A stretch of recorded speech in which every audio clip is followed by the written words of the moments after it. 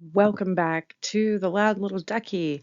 Today's video, we are going to discuss David Gingras's email to me because he wants both sides covered, um, which I usually do.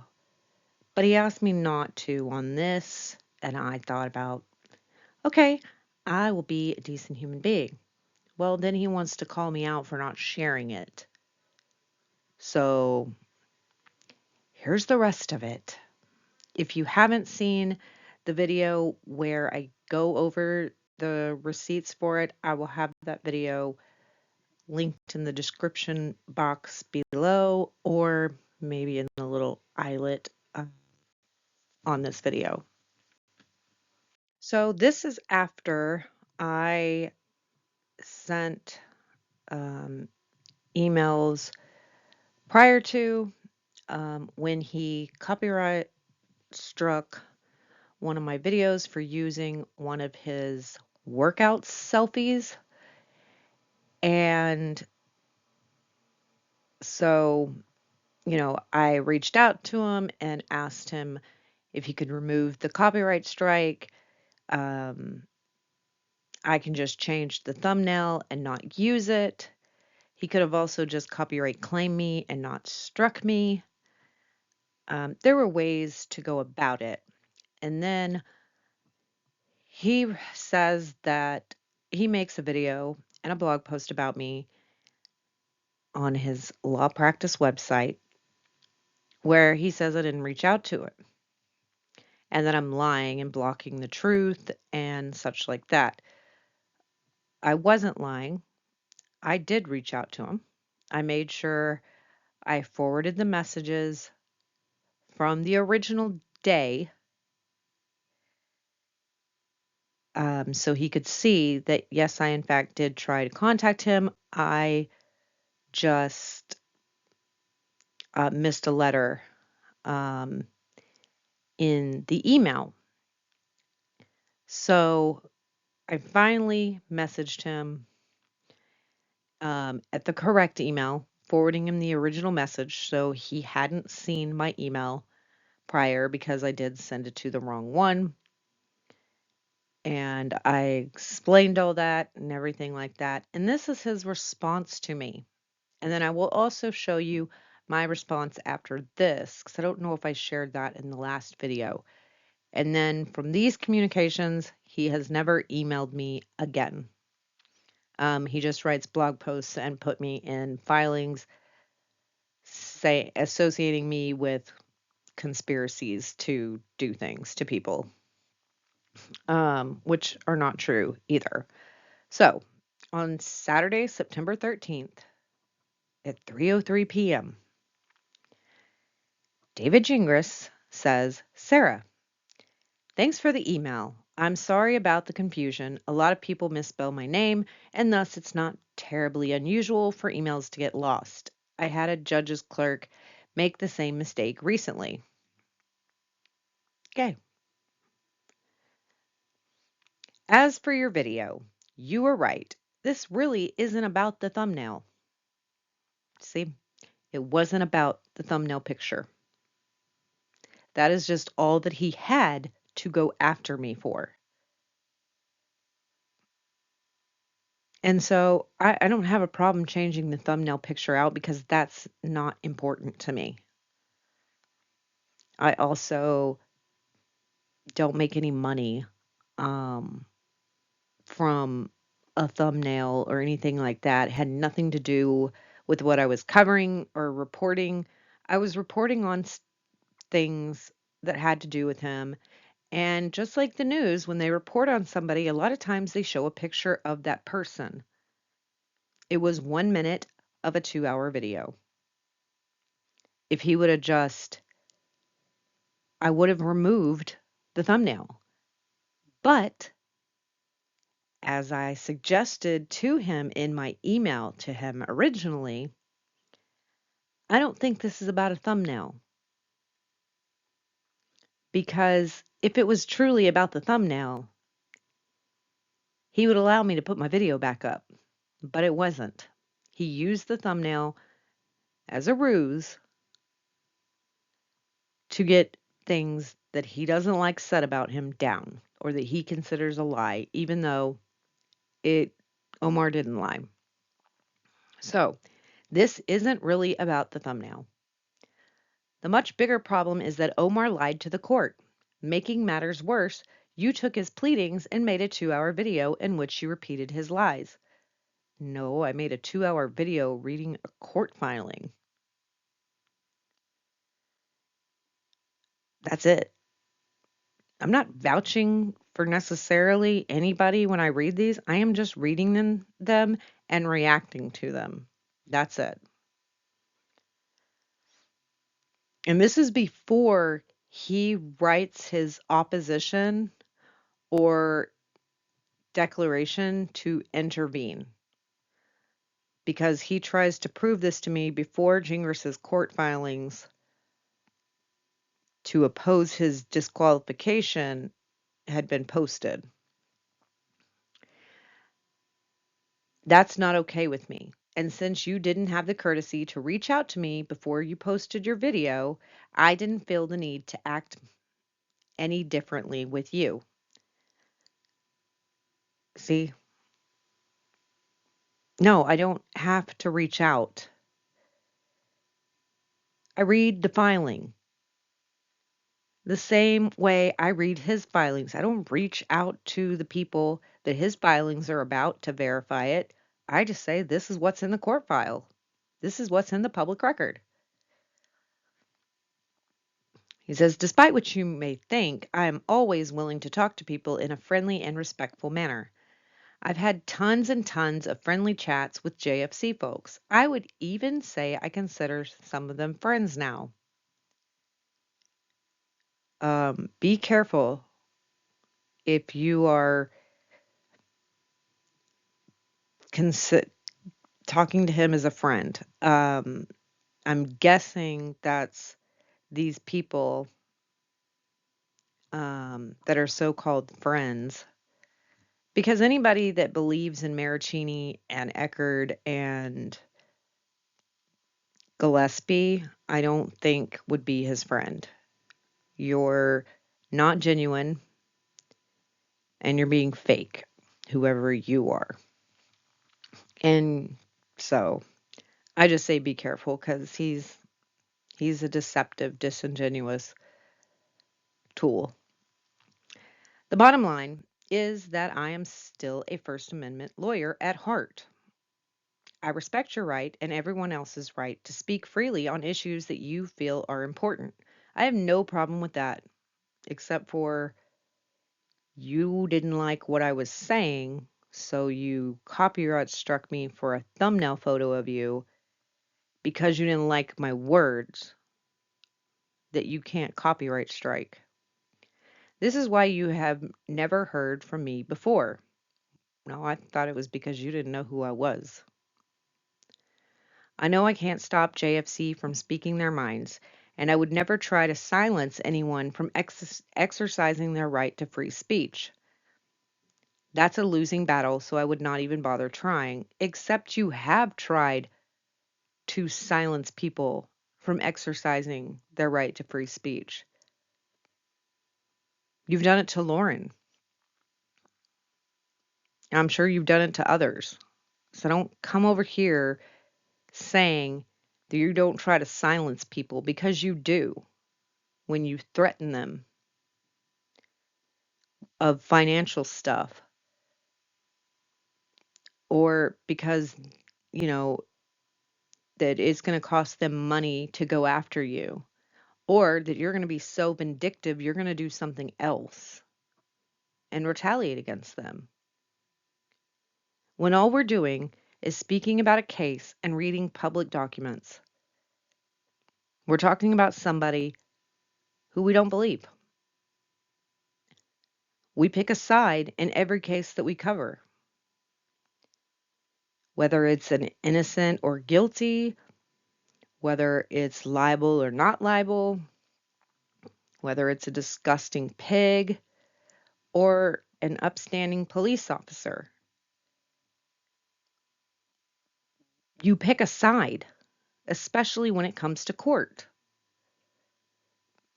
And while I may not be, if we want to look at this like a jury, while I may not be hung on most cases in what I believe,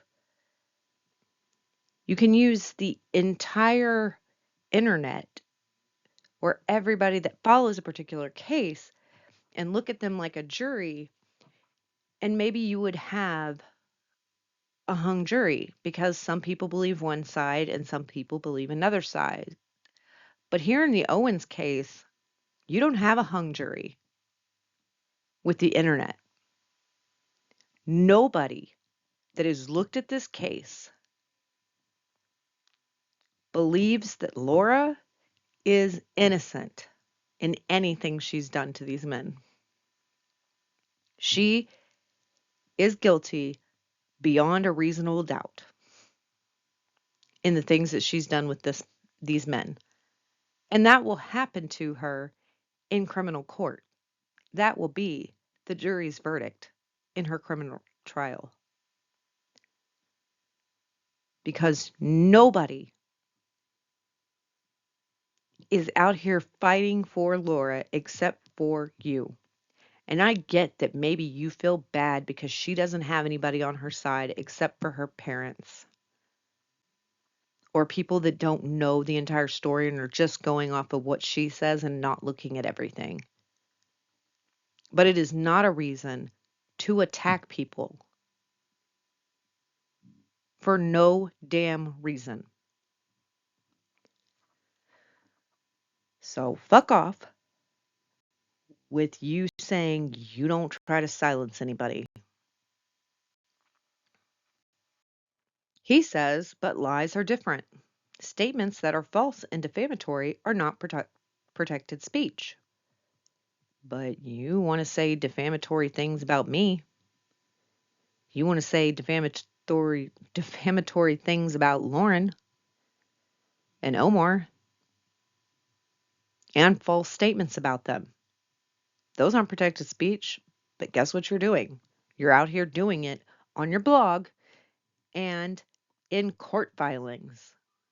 And that's where it's not okay. Is you're doing it as an attorney.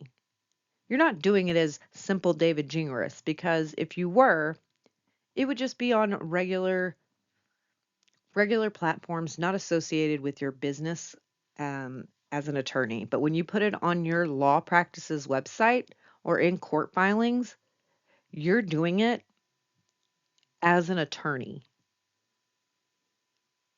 And that makes it even grosser. You're not doing it as just boating David.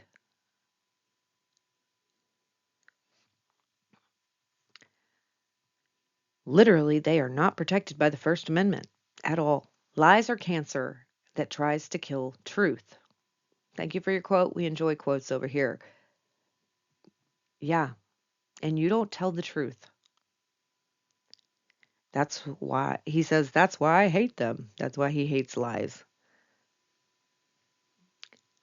Yes, when it comes to free speech, there are tons of different rules that apply. And yes, in most cases, it's not your fault if someone lies and you unknowingly repeat it. On the other hand, there are rules that technically could allow you to be sued if you republish a lie that you heard from someone else. The idea that you can just say anything you with zero consequences is not correct, especially when you're saying things that could hurt someone else in their profession. The rules in that area are stricter. I am not republishing lies. I do not say that everything that Omar says in this filing is true. I do not say that everything Gingras puts in his filings are true. Or in the Aaron Spencer case. I just read the filing and react to the filing. React to the words on the page. I don't try to pass them off for anything else.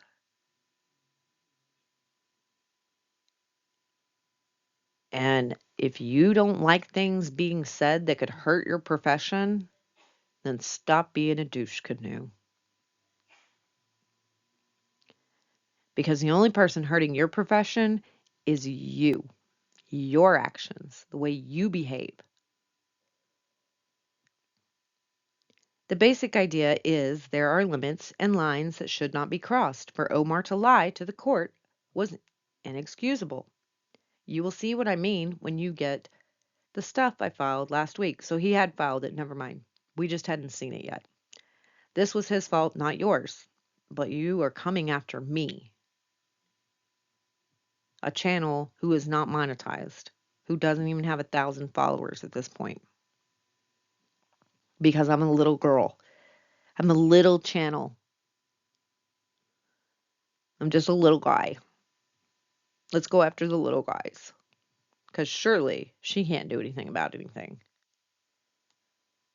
Maybe I'll try to scare her with some law. Except for I know quite a bit of law too. I'm not a lawyer, but I know my First Amendment rights. I know that truth is a complete defense. I know that I am not doing it knowingly or recklessly and negligently. Not doing any of that.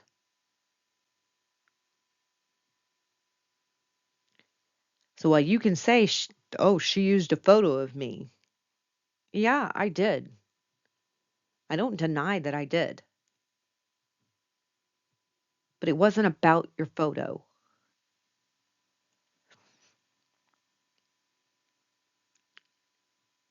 But you made it bigger issue by repeating his lies without making any effort to fact check what you said. Even if I was to ask you, hey, is everything in Omar's filing true? Whatever you tell me, I'm not going to believe because you're not a credible person. So I would think everything you told me was a lie. And turns out we actually got to see that filing that he filed after this, where he's like, see, you'll see that Omar lied to the court. No, I didn't see that when you filed that. I saw that you were making a big stink about nothing. Over he said that I was going to represent Owens. No, he said that you didn't intend to. And you're like, well, he's the way he says intend implies, and it's like, no.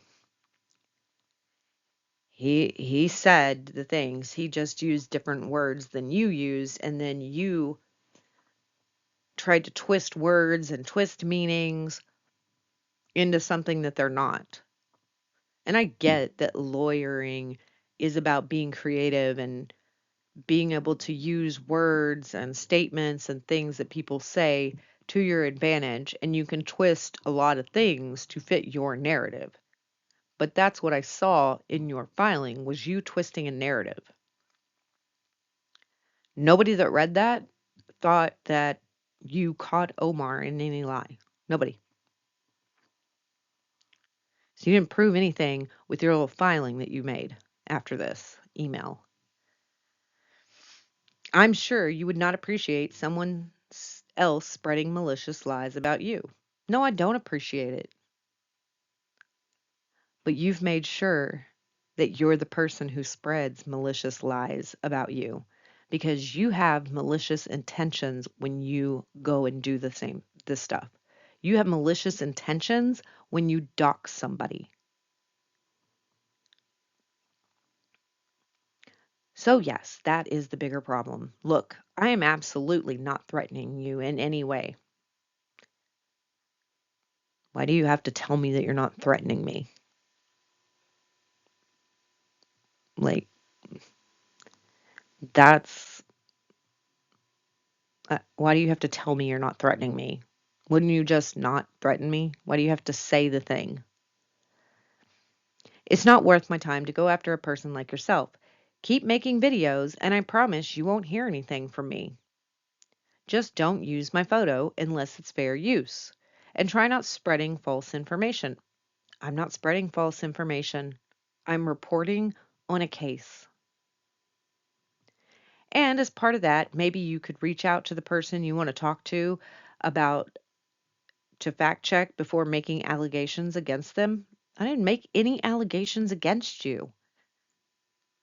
I read a public record. I didn't make allegations against you. Anything I say is backed up with receipts. I don't speak on things that I don't have proof of. My kids will tell you the same thing. I want receipts. That when they were younger and they said and I was working and they said they cleaned their room and they wanted to go do something, I'm not taking their word for it. I did one time and then it was send me pictures or send me a video. And then they try to show me something. I'm like, I want to see the closet. You're going to prove to me that you cleaned your room, that you did what I asked. Because I don't take people's word. I've been lied to so much in my life. And I am not going to be a person that gets up here and speaks on things that I don't have anything to back up what I'm saying. I will always have receipts. Having said all this, I don't want to get into a full on discussion about what Omar did. No, you just wrote that in your blog. You will see when you get my motion. Yeah, we didn't see anything when we got the motion. Continues, but I am happy to summarize the issue. I don't know why he's telling me all this when I was just simply asking him to take away his copyright claim, which he never did. But now he needs to explain why the public record that I was making a video about that he struck, why it was all lies. Omar filed a motion to disqualify me on August 25th, 2025, but he never told the court that more than weeks earlier we had a long phone conversation about the case. Actually, yes, he did. He did tell the court about the phone conversation. During that call, Omar urged me to stop representing Laura. I could argue he was afraid of fighting me in court. He should be, his legal writing is some of the worst that I've ever seen. Really, Omar's writing is some of the worst writing you've ever seen. Have you read your deranged filings? Maybe go look at Bruce's filings and what the hell's case. Those are some deranged filings as well. Yeah, so you and Bruce should talk. But whatever. The point is, we spent more than an hour talking about reasons why he felt I should not represent Laura. The guy basically begged me to drop Laura because it was a conflict of interest, because you're a witness. And you don't understand that you being too close to this case because you are a witness means conflict of interest. You think that it's because y'all's views aren't in contrast. But that's not what that means. And so he thinks that he could say that Omar was scared of him because Omar didn't want to face Gingras and that's why he disqualified him. Yeah, no. Omar didn't want to deal with your nonsense because it's exhausting. And he doesn't want to subject the judge to dealing with your nonsense. After that call, I thought about the conversation. I also had a long talk with Laura. Based on all that, I decided the best thing to do was not to represent Laura in the San Francisco case. Good. That's the right choice. And that's interesting that you said that you talked to her about not representing her. And this was back around September. And Laura goes to court saying that she thought David Gingras was going to be her attorney in October. She didn't realize that he wasn't going to be allowed to be her attorney. That's bullshit. And he says, not because I agreed with anything Omar said. It was about being efficient. Given the narrow issues, I just don't need to act as a Laura's lawyer. No, you don't. You need to quit acting as her lawyer and you need to quit trying to be her PR. All I wanted to do is explain to the judge what happened, which I can do as a witness. The judge will then decide whether to punish Mike or not. Laura doesn't need me as her lawyer to make that happen. Good.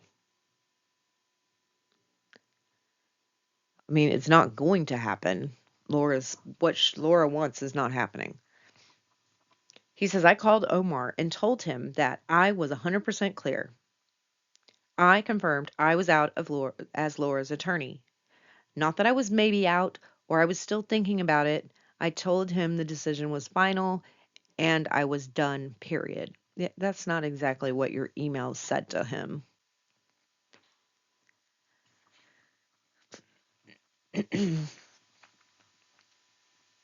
Yeah.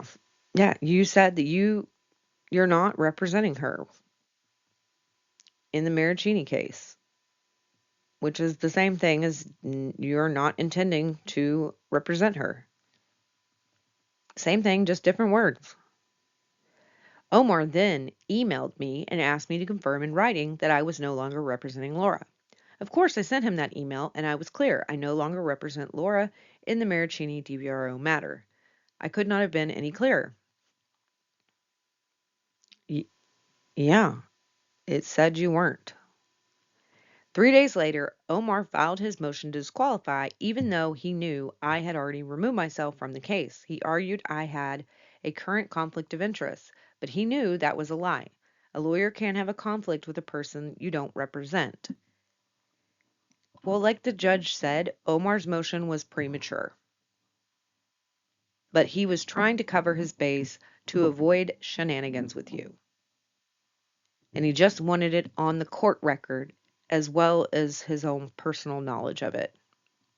And we know you and Laura like to pull shenanigans. Take today, for instance. Laura pulled some great shenanigans by not showing up to the DVRO renewal hearing in person. Yeah, she just didn't show. Um, he also made it sound like I was still Laura's attorney, which he knew was 100% false. No, he just said he had a conversation with you and that you did email and you confirmed both verbally and in writing that you do not intend to represent Laura. That's what Omar wrote. That's not lying to the court. You are twisting it to make it seem like he is, but it's not a lie. So, bottom line, Omar simply lied to the court. And for that reason, I am asking the court to sanction him and to report him to the California bar. Yeah, but that didn't happen either. She denied She denied the motion to disqualify based on premature, denied your motion to intervene, denied the sanctioning and the reporting him to the California bar. But I'm glad you think that lying to the court is a reason to be sanctioned or to be reported to the California bar because you have lied and made up things and state them as fact, not your opinion. At the end of the day, I have no personal beef with Maricini. Okay. That's why you and your client have made it your mission to get him. I firmly believe he broke the law, and I think Laura has every right to ask the San Francisco court to punish him for that.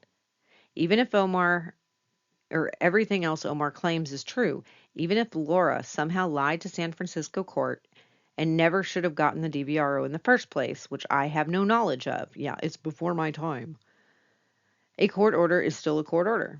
It is. And the judge does not see it your way. She doesn't.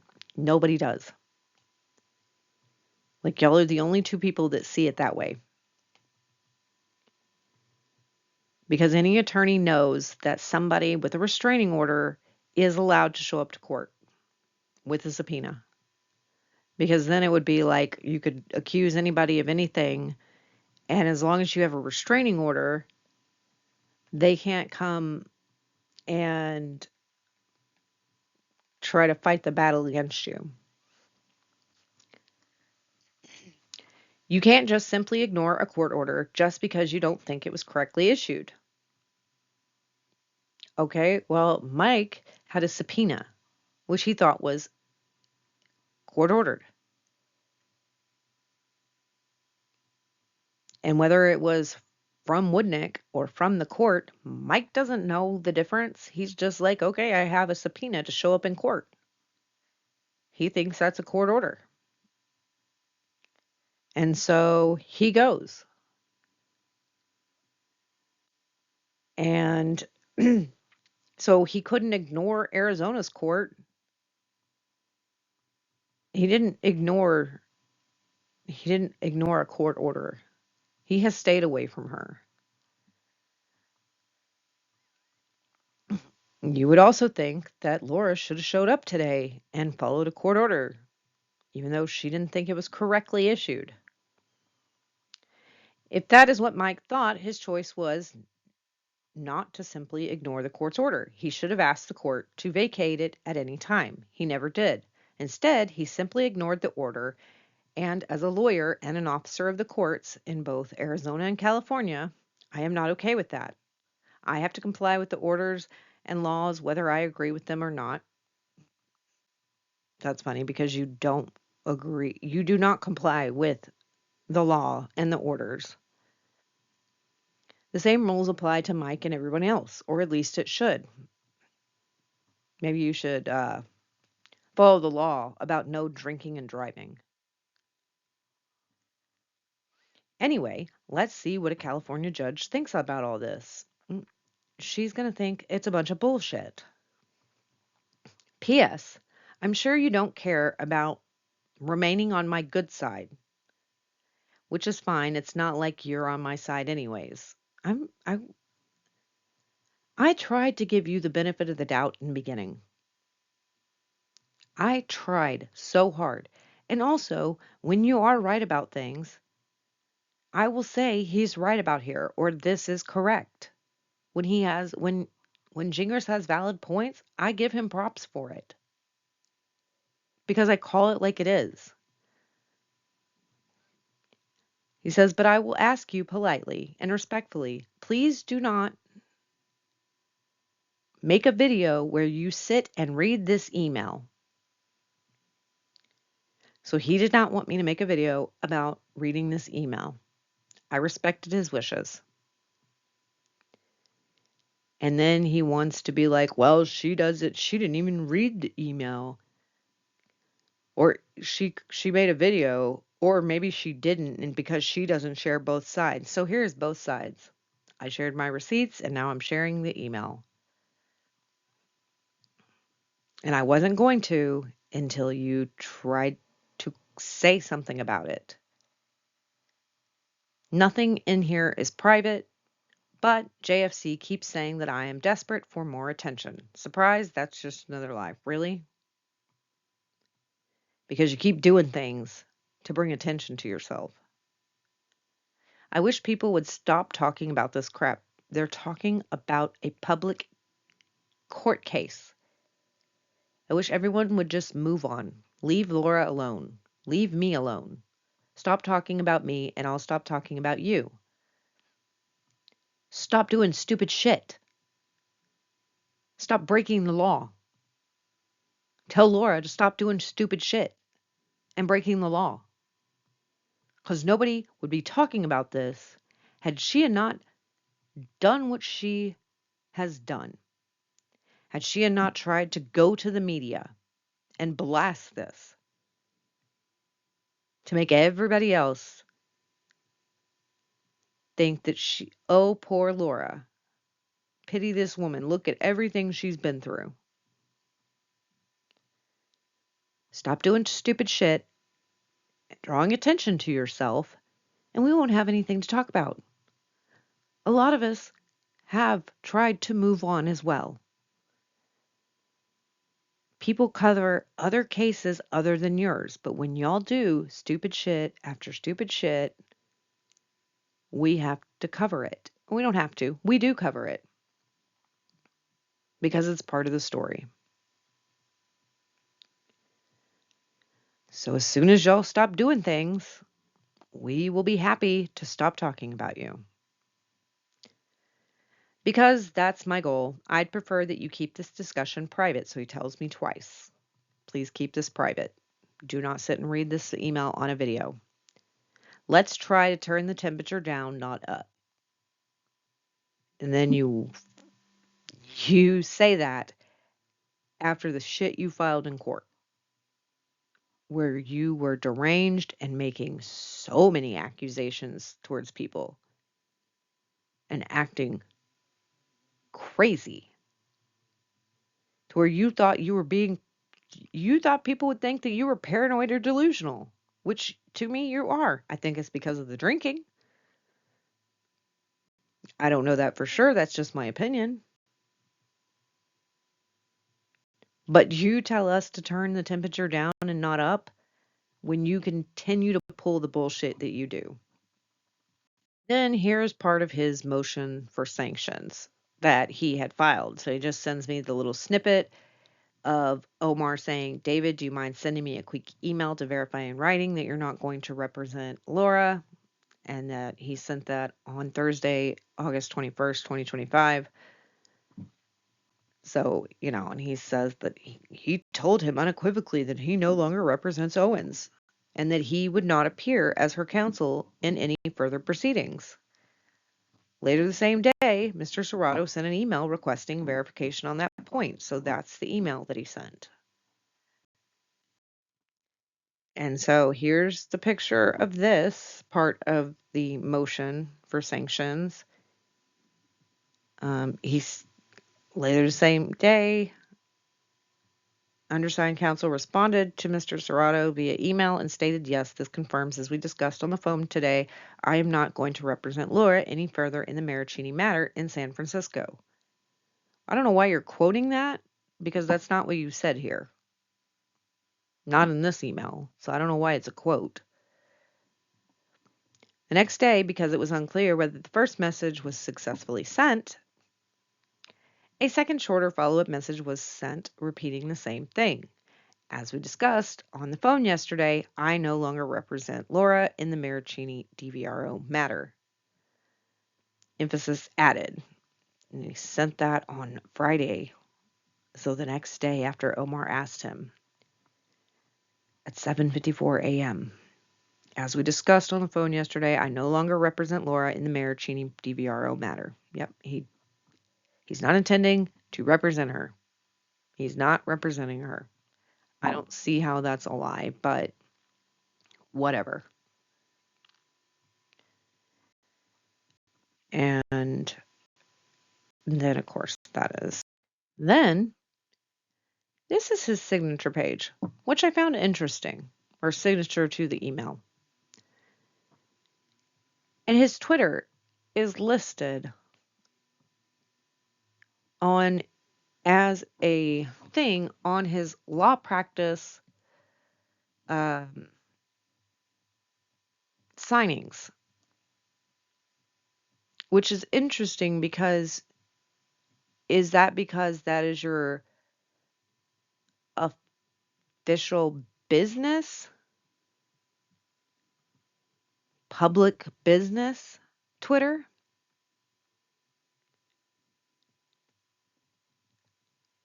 Even though I don't know if it's considered twitter.com anymore, so I don't know that that goes anywhere. Also, I don't know what his account is right now. But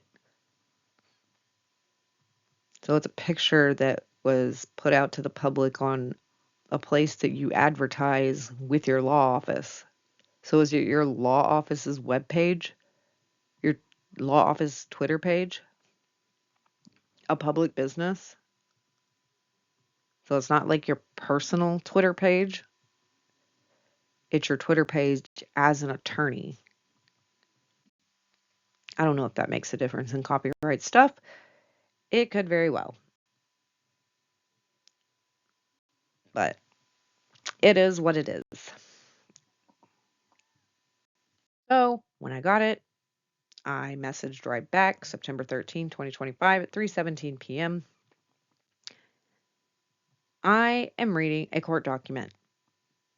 That's what I'm doing. So if Omar puts something that is wrong in it, then that's not on me. I am just reading a court document and covering a case. When you put your response in there with your side, I will cover that too. I cover both sides of the argument, and I do give pointers. I don't know why I said pointers. It should just be points. When I feel like you're right or you could be right. Yep, I do that. As far as a copyright strike, I would like you to remove it because it does affect me from ever growing because you did a strike and not a claim. I will remove a thumbnail of yours, but you cannot strike me for reporting on a court document because he can't. He can copyright strike me for that picture, but he can't do it because I've read a court document.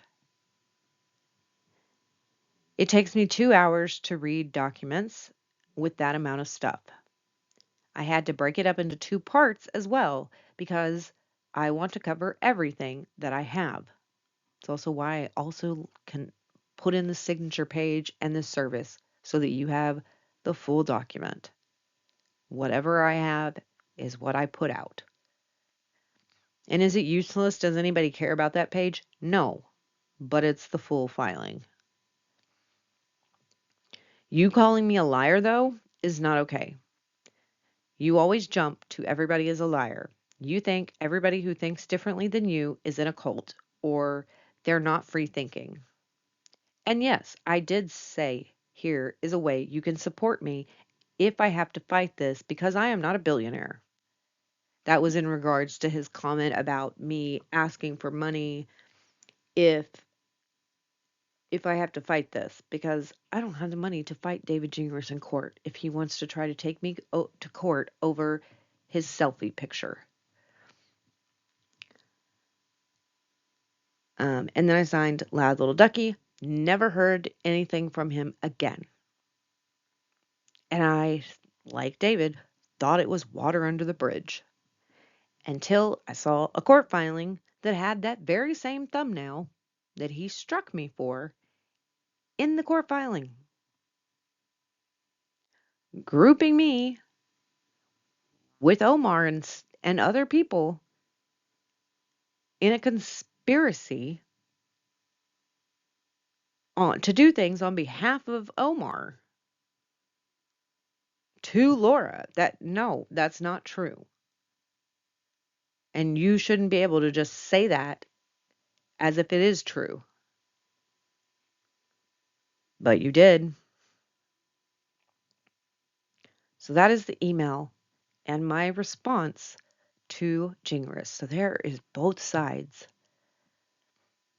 I read his side and what he thinks. It's the same crap he spouted in his motion that I covered that motion. You can look at that video and see for yourself.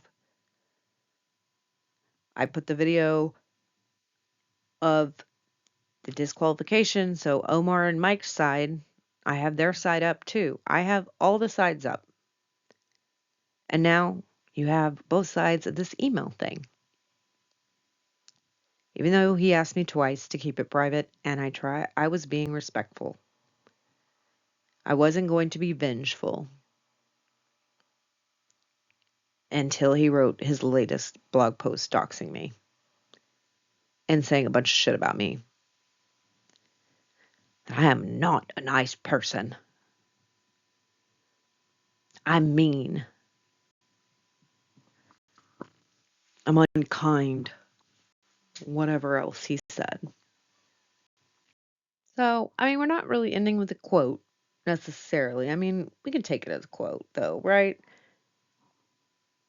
But, David, get your facts straight before you attack me. Because, no, I'm going to stand up for myself. I'm going to defend myself. And I have the proof to do so. That's just what it is. So you can try to say all you want about certain things, but I have credibility and you don't. I try to conduct myself in a not professional manner, but calm demeanor. I cuss. I'm not every other word. I mean, there's some times where it might be, but I try to just use common sense when it comes to things. You're not going to see me acting crazy. You're not going to see me being deranged or any of that because I don't need to. I don't need to act any certain way because I have the truth on my side. I'm also authentically me. I don't put on a mask or a facade. I am who I am, online and in person. So, stop talking shit about people and lying. I mean, you can say you don't like us, that's fine, but you can't lie on us. You don't like people lying on you, supposedly, even though nobody has. But you need to get your facts straight before you go out there saying a bunch of shit that's not true when you don't have anything to back it. That is it for me, guys. Hit the like button, turn those notification bells on. Let me know your thoughts in the comments, and I will see you in the next video.